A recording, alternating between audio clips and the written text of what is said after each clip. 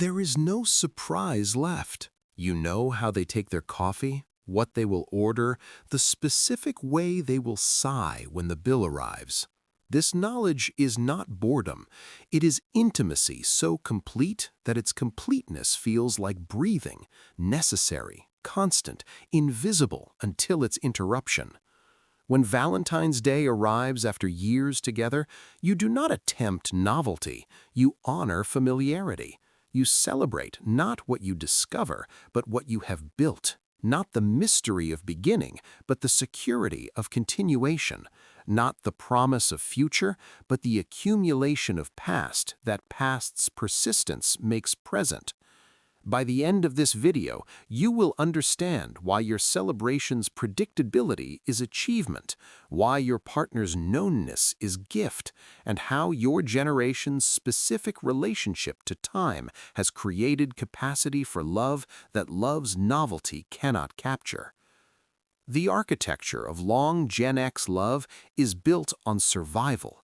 You have survived together through economic collapse and reinvention, through technological transformation that transformed everything, through the slow realization that the institutions you were taught to trust would not save you and that you would have to save each other. This survival created bond that bond's demonstration cannot capture, intimacy that has been tested by difficulty and emerged not unchanged but stronger. Not perfect, but persistent. What you celebrate tonight is not each other as discovered, but each other as created, through years of mutual adjustment, of learning what wounds to avoid and what presence heals, of building habits that habits' invisibility makes environment. Your partner is not mystery, they are home. Not home as static place, but home as dynamic practice, the daily choice to return, the continuous building of what building's slow invisibility makes precious. Consider what novelty would cost, the surprise that surprise's requirement would impose, the performance that performance's pressure would demand, the pretense that you are still discovering what discovery's completion made impossible years ago. You do not want this, you want what you have, the comfort of knownness, the security of predictability, the specific pleasure of preference persisted until preference becomes identity. What you do tonight reflects this want.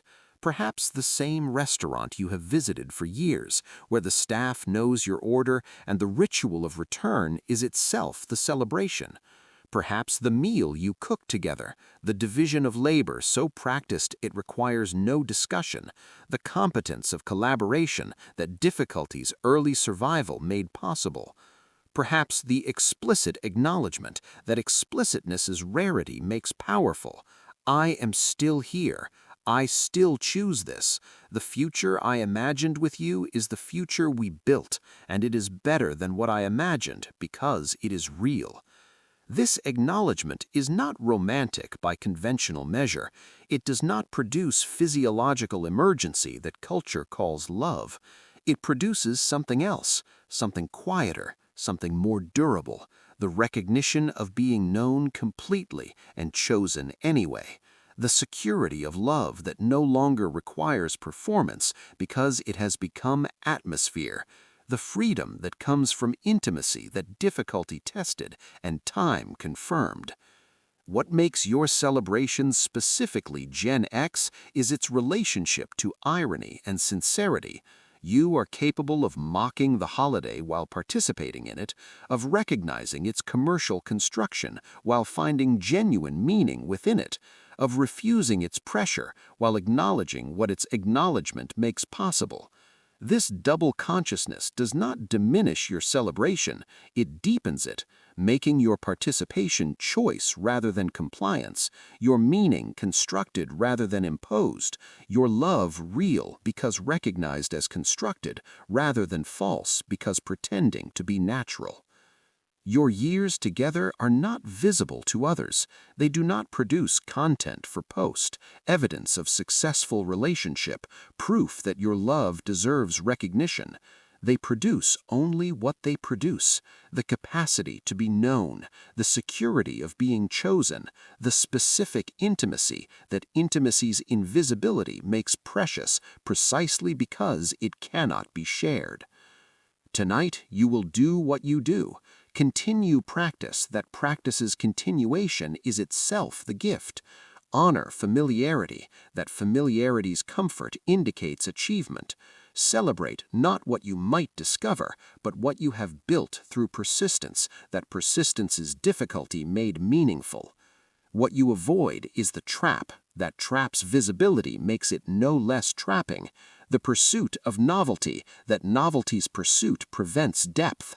The performance of beginning, that beginning's performance denies development. The pretense that love is discovery when love's reality is building. You have learned through years of experience that love is not feeling but practice, not discovery but creation, not mystery solved but relationship sustained through difficulty, that difficulty's survival makes bond.